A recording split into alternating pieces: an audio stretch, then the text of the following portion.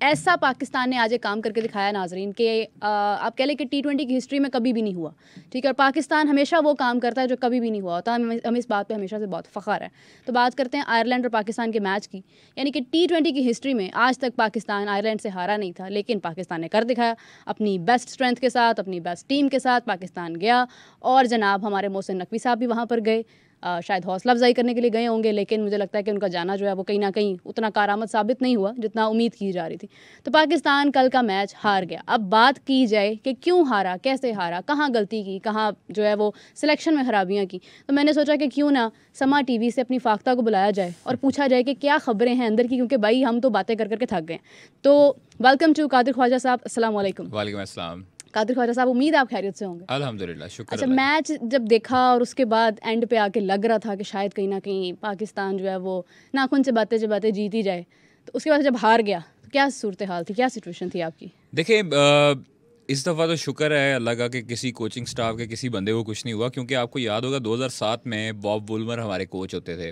जो world cup था उसमें जब हम आयरलैंड से हारे थे और उस वक़्त उनके बाद जो है उनकी लाश ही सामने आई थी। तो ये बड़ी दुख की बात है, हम लोग इसको बड़ा इजी लेते हैं क्योंकि ये 6 मैचेस रह गए हैं अब। ये एक हो गया, 7 मैच थे वर्ल्ड कप से पहले। आपने 3 इनके साथ खेलने हैं, 4 इंग्लैंड के साथ खेलने हैं, उसके बाद आपने वहाँ से यूएस से ट्रैवल करना है। तो आपके पास ये अपॉर्चुनिटी है कि आप अपनी फुल स्ट्रेंथ के साथ जाएं, जो कि गए भी हैं। बाबर ने अपने जो तमाम तर जो खुफिया जो हथियार थे वो आजमाए हैं एक छोटी टीम के खिलाफ। लेकिन हम लोग पहले भी कहते थे कि इनको ईजी नहीं लेना चाहिए। आयरलैंड जो है वो आयरलैंड हो, जिम्बाब्वे हो, आपको जिम्बाब्वे ने भी शिकस्त दी थी ऑस्ट्रेलिया में, आपको याद होगा। तो उस वक्त हम लोग ये छोटी टीमों के खिलाफ उन जैसा खेलते हैं, बड़ी टीमों के साथ उनके हिसाब से खेलते हैं। तो हमें छोटी टीमों के साथ भी उसी तरह प्लान के साथ जाना चाहिए और बड़ी टीमों के साथ भी उसी तरह जाना चाहिए। 182 छोटा टोटल नहीं था, हालांकि छोटा ग्राउंड था। उनकी इतनी खास, देखे पिच में इफ्तिखार अहमद की वीडियो आ जाइए। पिच में शुरू में जो है वो स्विंग था, सीम था, जब रिजवान और साइम आए। सबसे पहले बात है मीरब के, जब हम तजर्बे करते हैं ना वर्ल्ड कप से पहले, और वर्ल्ड कप में भी तजर्बात हमने देखने को मिले हैं कि नवाज से हमने आखिरी ओवर करवा दिया। उस वक्त सामने आपके विराट कोहली खड़ा हो और आप नवाज को बॉलिंग करवा दो, और नवाज से भी आप medium pacer as a bowling करवाई ऑस्ट्रेलिया में। बड़े तजर्बात ऐसे देखे हैं। बाबर को कप्तानी से हटाकर दोबारा कप्तान बनाया गया। उनको अब थोड़ा सा समझना चाहिए कि अवाम इतनी पागल नहीं है कि उनको बार बार मौके देती रहे, अवाम उनको बार बार सपोर्ट करती रहे। आप कप्तान हैं भाई, आप अपनी फुल स्ट्रेंथ के साथ गए हैं तो आप अपना गेम प्लान भी बना के जाएं।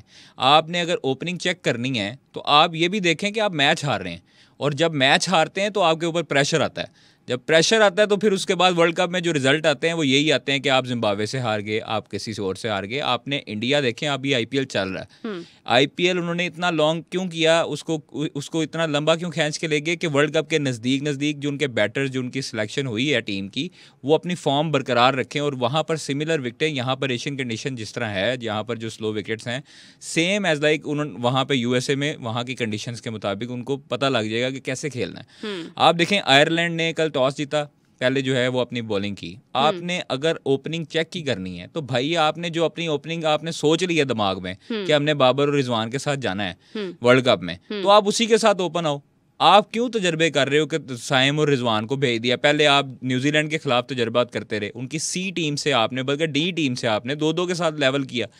इज्जत बच गई आपकी, आखिरी मैच आप लोग जीत गए, एक बारिश की नजर हो गया। आप लोगों को चाहिए था वाइट वॉश करते, उधर जाके आपका मोराल डबल होता। अभी जो आयरलैंड के खिलाफ इन्होंने गेम खेली है, मैं समझता हूँ कि ये बिल्कुल देखे, यहाँ पर मुझे समझ नहीं आती कि ये हमारे बॉलर्स, हमारे फील्डर्स यहाँ पर प्रैक्टिस करके जाते हैं और देखें कितने माशाल्लाह अक्लमंद हैं कि यहाँ पर 40 डिग्री पड़ा है। जो मैनेजमेंट है और कप्तान है वो ये नहीं समझती कि यहाँ पर 40 डिग्री में वो प्रैक्टिस कर रहे हैं। हमारा जो है वो हर मर्तबा यही रहा है कि खुदा ना खास्ता हम लोग जो बड़े टूर्नामेंट होता है उससे पहले 4-5 प्लेयर इंजर्ड करवा बैठते हैं।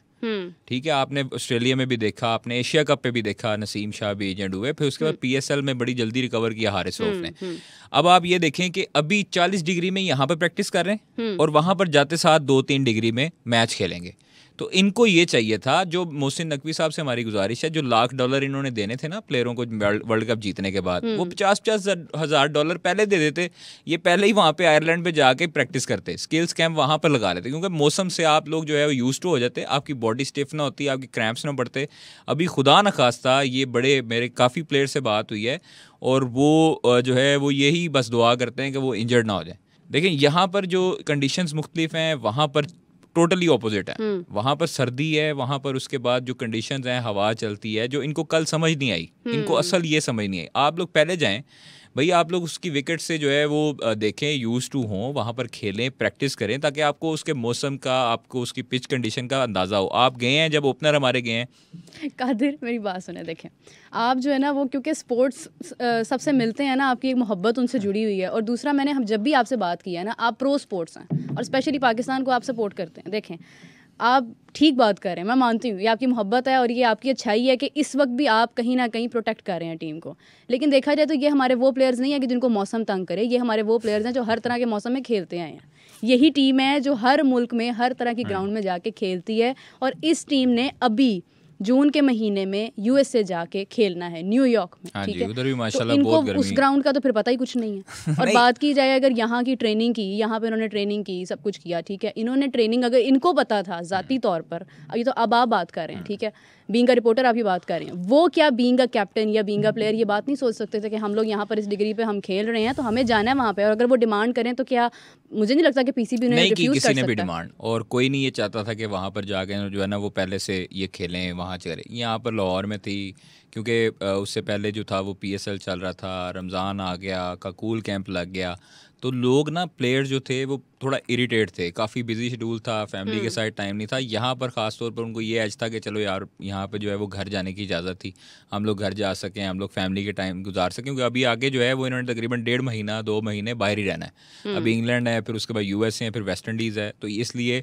थोड़ा सा माइंडसेट में आता है। लेकिन जो कल की परफॉर्मेंस रही है ना, उसकी वजह से मेरा तो दिल नहीं करता अब जो है ना वो इनसे होप लगाने का। लेकिन हम लोग चूँकि एज ए पाकिस्तानी, मैं हमेशा देखें, एक होप जो है ना वो आपको रखनी चाहिए और आपको पॉजिटिविटी फैलानी चाहिए। नेगेटिविटी को आपको थोड़ा सा इग्नोर करके पॉजिटिविटी, ये वही प्लेयर हैं जिन्होंने काफ़ी हद तक मैचेस हमें जितवाए हुए हैं। ये वही प्लेयर हैं, कोई किसी का मास्क नहीं पहन के आया हुआ, कोई किसी की शक्ल जो है ना उसको प्लास्टिक सर्जरी नहीं करवा के आया हुआ। हमने उसको ऑस्ट्रेलिया में भी देखा, हमने एशिया कप में भी देखा, हमने इंडिया में भी देखा कि उनकी परफॉर्मेंस क्या रही है।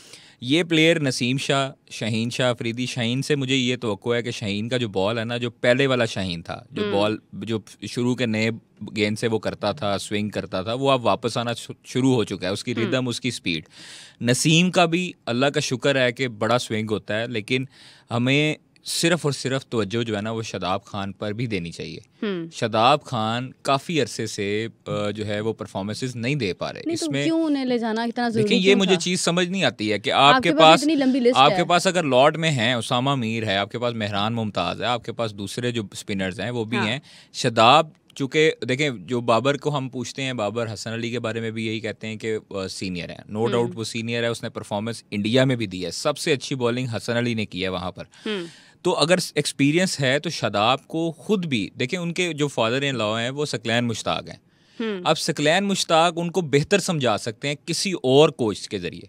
और मैंने उनसे सवालात भी पूछे, मैंने उनको कहा कि सकलैन भाई आपको समझाते हैं, आपको ये PSL में जब इंटरव्यू लिया तो उनका ये कहना था कि मैं अपना फ़ोन पे उनसे राब्ते में रहता हूँ, उनसे पूछता हूँ फ़ोन में और फिज़िकली तौर पर एक सीखने में उनको अपनी, देखो उनकी बॉडी बैंड नहीं होती है, जिसकी वजह से मैंने सकलैन भाई से पूछा था कि उनको क्या मसला है, और वो एक तजर्बाकार लेजेंड है, उन्होंने फौरी बता दिया था कि इसकी बॉडी बैंड नहीं होती। तो मेरा ये सवाल है कोचिंग स्टाफ से कि बॉडी उसकी बैंड करवानी किसने? अगर शादाब को प्रॉब्लम आ रही है, 4 ओवरों में 54 लग रहा है विदाउट एनी विकेट और रन्स कंसीड हो रहे हैं बैटिंग में, PSL और जो लीग्स और इंटरनेशनल क्रिकेट है ना मीरा, वो बड़ी डिफरेंट है।